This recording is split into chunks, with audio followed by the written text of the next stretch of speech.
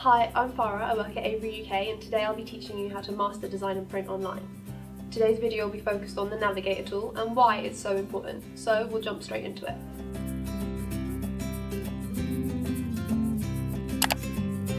In the top right hand corner we have our Navigator tool.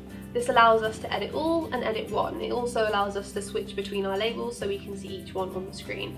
When we're in edit all mode, when it's selected orange, we want to be able to change every single label. So any change made on one label will apply to all of the labels. So I'll go right ahead now and we'll change the font of one of our labels, which will then affect every label because we're in edit all. So we're going down to Endurance Pro, and every label now has Endurance Pro as its font. We will add an image to every label whilst we're in our edit all mode.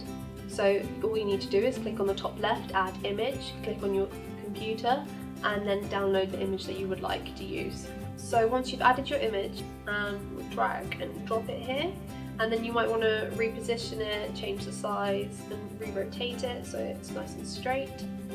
And there we go, just drag it down slightly there, and we're done with that. So now you can see the changes have been made to every single label that we have, but I found a spelling mistake again, so instead of Gloucester, we will change that to Gloucester Place, and in our edit one mode. That's when it's key to use edit one, because you're only changing that particular label, you're not changing all of them. So now we've changed that successfully, we might want to change the fragile image to something else.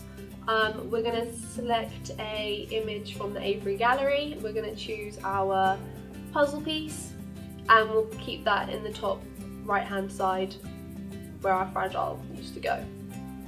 And now that's done, we're ready to print.